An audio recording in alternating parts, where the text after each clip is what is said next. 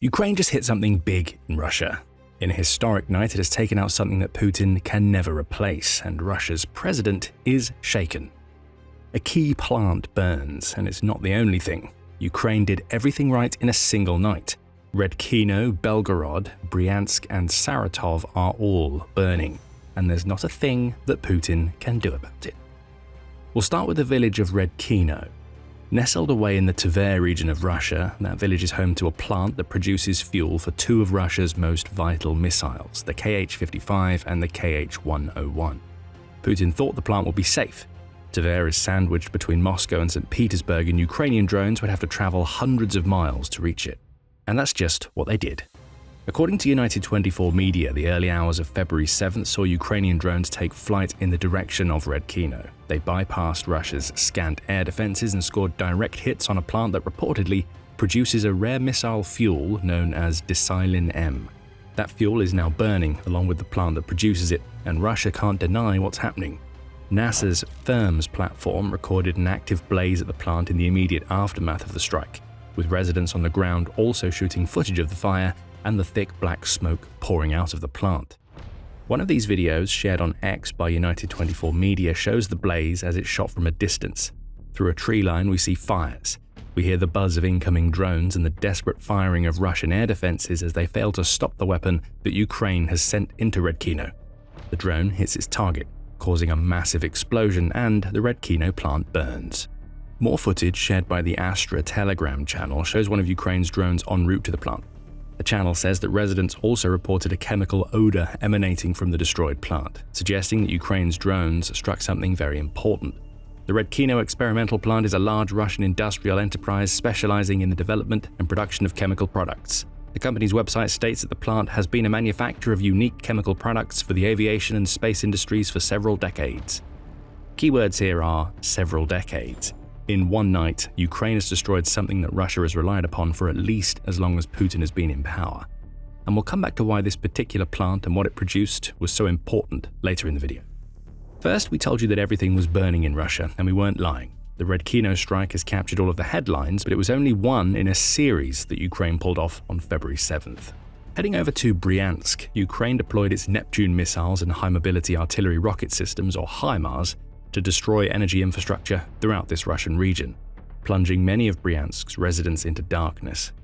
The oblast, which borders Ukraine's Sumy and Chernihiv regions, has long been a target for Ukraine because of its proximity, and now Ukraine is making the oblast's residents feel some of the pain that Ukraine's own people have felt as a result of Russia's constant attacks against Ukraine's energy grid. The Bryansk regional governor, Alexander Bogomaz, reported the attack, stating, "The armed forces of Ukraine attacked our region using long-range Neptune missiles and HIMARS multiple rocket launcher systems. As a result of the attack, power supply was disrupted in 7 municipalities. Special and emergency teams are working to restore power supply." For what it's worth, Ukraine's military hasn't released an official comment on the attack, with the Kyiv Independent noting that it wasn't able to confirm the veracity of Bogomaz's claims on February 7th. Still, it seems likely that Ukraine pulled this off. Russia has a long history of trying to deny that attacks ever take place, so confirmation of a successful strike is rare enough to be notable. And there was more, a lot more. On the night before Ukraine made Redkino and Bryansk burn, it also targeted the Russian oblast of Belgorod. Another of the regions that sits across the border that Ukraine shares with Russia, Belgorod was targeted with massive shelling that caused serious damage. Reuters reports the Belgorod governor, Vyacheslav Gladkov, as stating, "The enemy has shelled the civilian city of Belgorod. Everyone knows we have no military targets. There has been serious damage. I've been out to look around," Gladkov claimed during a somber address to the Belgorod public. This is a disingenuous statement. Gladkov is claiming Belgorod's innocence as Russia continues to send missiles like the Kh-101, we'll be covering later in the video, to attack Ukraine's energy infrastructure. Russia turned energy facilities into military targets. Ukraine is just teaching Putin what that really means for his people. Ukraine's President Volodymyr Zelensky has also refuted Gladkov's claims about Ukraine's strikes against Russia's energy infrastructure. When asked on February 8th whether Ukraine has the resources to attack energy infrastructure ahead of pure military targets, Zelensky said that they are one and the same. "We don't have to choose whether to strike military targets or energy infrastructure. He sells that energy. Putin sells oil. So is it an energy target or a military target? Honestly, it's the same thing. He sells oil, takes the money, invests it in weapons, and uses those weapons to kill Ukrainians, Zelensky explained. Gladkov's statements at least lend some context to the potential reason why the Bryansk regional governor also confirmed Ukraine's strikes in this region. Russia is trying to paint Ukraine as a terroristic nation for its attacks on the Russian energy grid. The hypocrisy is off the charts. As the Center for European Policy Analysis noted in December, all 15 of Ukraine's thermal power plants have been damaged or destroyed by Russian strikes. One series of Russian attacks on November 25th alone snatched power away from 40,000 people in Kyiv, 21,000 in Dnipro, 20,000 in Odessa, 13,000 in Chernihiv, and over 8,000 in Kharkiv. Either the Bryansk and Belgorod governors are ignorant of what their own country is doing in Ukraine, or they know, and they're trying to use Ukraine's attacks in their oblasts for propaganda purposes. Either way, it doesn't matter. Belgorod's energy infrastructure is also burning, and we're about to tell you how badly. But before we go deeper into that, you are watching The Military Show. If you haven't subscribed yet, now is the perfect time. Back to Belgorod. According to a February 7th report in the Kyiv Independent, blackouts and power outages were being reported throughout Belgorod in the wake of Ukraine's strike on the oblast's energy infrastructure. And these outages weren't isolated incidents. The outlet says this is the third time in a week that widespread power outages have affected the city of Belgorod. Ukrainian missiles had also struck the region on February 3rd and February 6th, appearing to target the Luch thermal power plant that supplies about 10% of Belgorod's heat. What we're seeing here is Ukraine giving back what it's been receiving in spades. Russia's missile attacks on Ukraine's energy facilities aren't going to stop.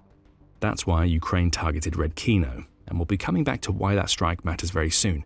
But if Putin isn't going to stop attacking Ukrainian energy infrastructure, then he has made that type of infrastructure a military target.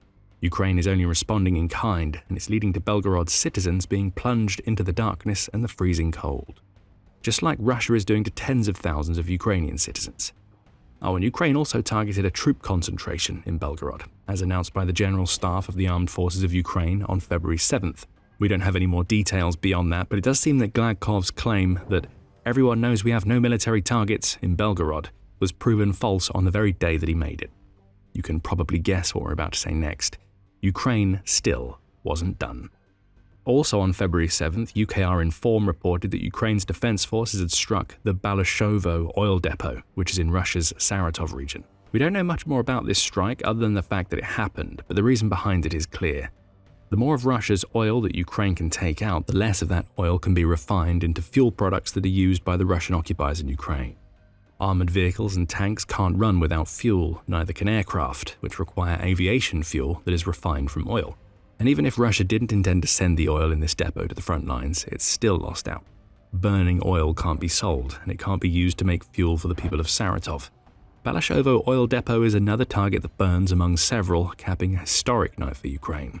Except it doesn't, because there's even more. In addition to its strikes all across Russia, Ukraine also took aim at the Russian occupiers inside its own territory. In Zaporizhia, a Ukrainian strike destroyed a drone command post near the settlement of Rivonopilia. Ukraine also destroyed yet another Russian troop concentration in nearby Dorozhnyanka. In Yalta, which is part of the Donetsk region, Ukraine struck a Russian repair unit. And also in Donetsk, Ukraine destroyed another drone command post in Mykolaiivka, along with a multiple launch rocket system that Russia had stationed in Poltavka.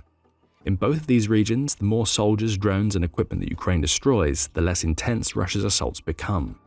Less intense assaults means slower territorial gains for Russia, assuming it can make any at all. Phew. We told you that February 7th was a historic night for Ukraine, and we meant it. Russia burns. Occupiers were destroyed. In one night, Ukraine has just proven how fragile Russia's air defenses are while carrying out strikes with surgical precision, all of which are going to weaken Putin's war effort. And that brings us all the way back to Redkino and the attack on the missile fuel production facility in that settlement. Cast your mind back to earlier in the video. We told you that Ukraine had taken out a plant that has operated for decades and that the plant produced something that Putin can't replace. That something is Desilin M. This high-energy fuel component is absolutely essential to the operation of the engines in several types of cruise missiles that Russia has been using to devastate Ukraine's cities and energy infrastructure throughout the war. It's this fuel that allows Russia's missiles to travel distances of more than 2,500 kilometers or around 1,550 miles, which in turn enables Russia to strike Ukraine from the safe distances. Plus, Desilin M also has the interesting quality of not freezing at temperatures below approximately -50 degrees Celsius, or around -58 degrees Fahrenheit. This is a cold weather fuel for a cold weather country, and it is utterly irreplaceable to Russia. Ukraine just burned the plant that makes this fuel.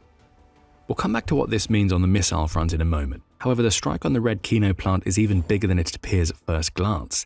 In addition to producing a unique kind of fuel that Putin can't get anywhere else, the plant also manufactures strategic materials for Russian aircraft manufacturing.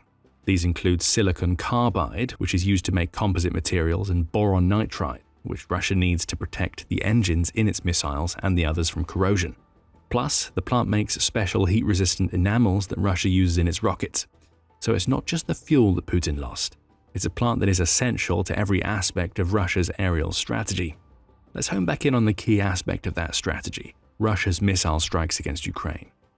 As an unnamed SBU source told UKR Inform, the SBU continues systematic strikes on key facilities of the Russian military-industrial complex. The affected plant is an important link in the creation of cruise missiles with which Russia attacks Ukraine. Even a temporary stoppage of its works complicates the production of rocket fuel and reduces the enemy's ability to maintain the intensity of shelling of our cities. The statement hints at who carried out this attack, but it's the complication of the creation of cruise missiles, particularly the heavy-hitting KH-101, that is the big news here.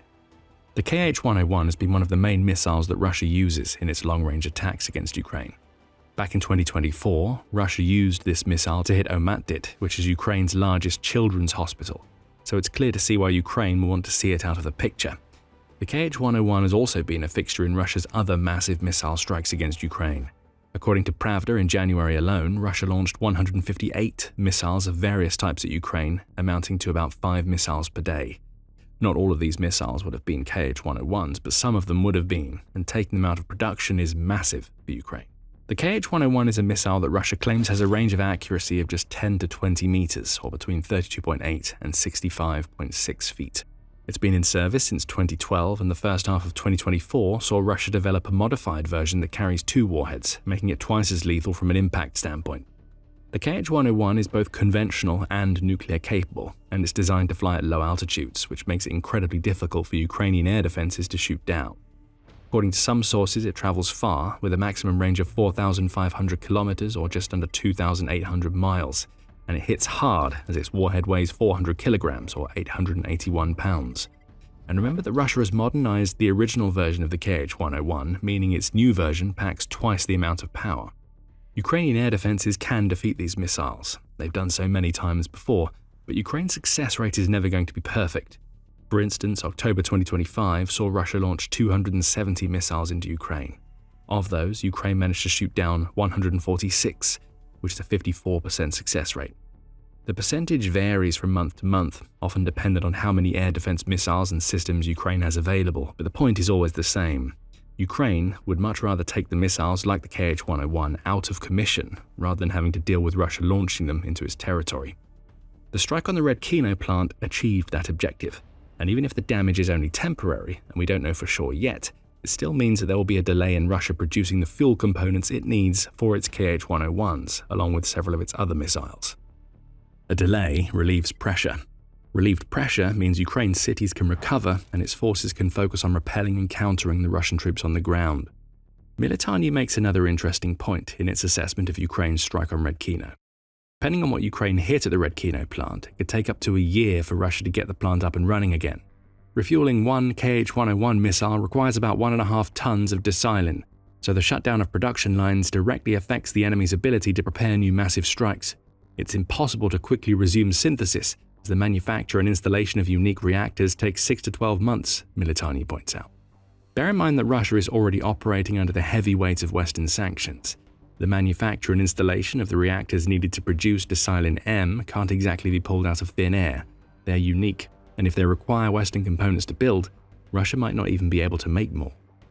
The Redkino facility is already subject to UK and US sanctions. If that facility also built the reactors that it's using for itself rather than relying on another Russian manufacturer to make them, then destroyed reactors may never get replaced.